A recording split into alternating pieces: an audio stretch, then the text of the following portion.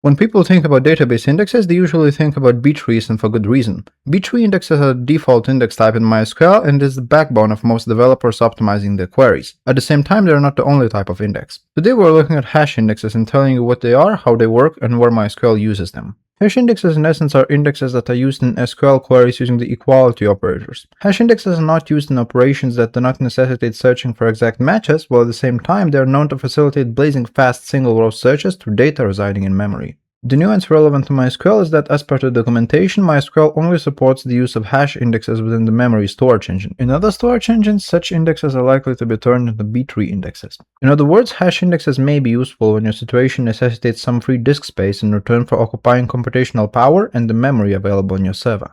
Hash indexes are not as widely implemented as B-tree indexes, and as mentioned, part of the reason why is that they have a rather narrow use case. But even though they can be useful, there are a few nuances that you need to be aware of. First, since the only way to work with in-memory data within MySQL and its counterparts is through the memory storage engine, hash indexes within MySQL are only supported within this storage engine. Other storage engines like InnoDB provide support for a type of hash index called the adaptive hash index. When your data changes considerably, hash indexes may have to be rebuilt for them to still be useful if you're not shutting down your server. Because hash indexes primarily work with data residing in memory though, the rebuilding of hash indexes is likely to be significantly faster than rebuilding other index types. Additionally, if you're using a hash index, you need to know the approximate number of rows likely to exist within the table, since that helps with determining whether the amount of memory available within your server will be sufficient to store hash indexes on your data. If you create a hash index on a table that is not memory, your index will be defined as a B-tree index. If your tables are based on the memory storage engine, all indexes will be hash indexes by default, even the primary keys. The same is true for clustered indexes. To see how hash indexes work in action, we need to insert some data into our table, and we can do that by using an insert into or load data in file statement as necessary. Once our data is inserted, queries would work as usual, and queries would be completed almost in an instant because our data would reside in the memory and as a result would be accessed much faster than the data residing on a disk. Hash indexes work like this. Since hash indexes use a hash function to map keys to an index position, such an algorithm becomes very useful in searching for specific data. Let's try hash indexes out. We'll do that with a couple of queries which will search for different things using the equality, less than, more than, or all of these operators.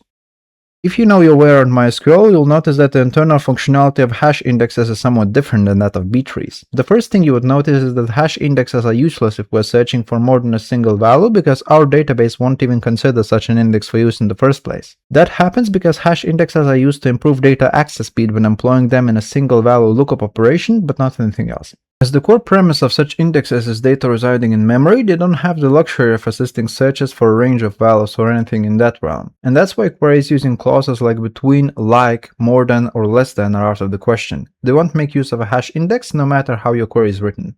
Many users of MySQL will also be aware of an index called the adaptive hash index. The adaptive hash index is a feature within the InnoDB storage engine assisting in-memory hash lookups for indexing.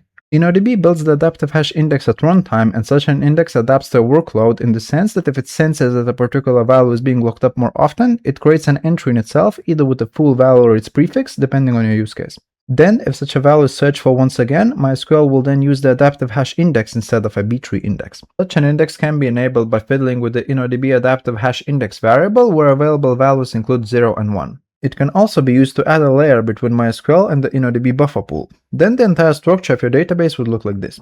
In MySQL, MariaDB, and Percona Server, the adaptive hash index is enabled by default and will be built automatically if InnoDB deems it to be necessary. Coming back to hash indexes though, understand that a hash index works by taking the keys of the indexed values and hashing them into output values. As such, and as already mentioned numerous times in this video, hash indexes should only be used if we are 100% certain that we will only ever need a column to be looked up with equality operators and not with anything else. Consider a hash index when the primary types of SQL queries you find yourself running are related to equality comparisons. In other words, if you are building an app on a key value store, hash indexes can help. Your use case involves storing data in memory. For that, consider using the memory storage engine or InnoDB with the adaptive hash index if your use case necessitates InnoDB. Carefully consider the upsides and downsides of the multiple types of indexes available in MySQL, and the usage of a B-tree index does not satisfy your use case. Your queries do not include an ordered by clause because if they do, a hash index will not even be considered for use. Finally, remember that hash indexes are only as useful as the memory within your server. Exceed that limit and your data is cactus. Don't store too much data in memory because such indexes have drawbacks, and those drawbacks can burn your database to ashes if not considered in full. Last but not least, note that tables will occupy space in the memory the same way it occupies space on the disk, meaning that it's likely that you won't be able to store as much data in memory as you would be able to store on the disk.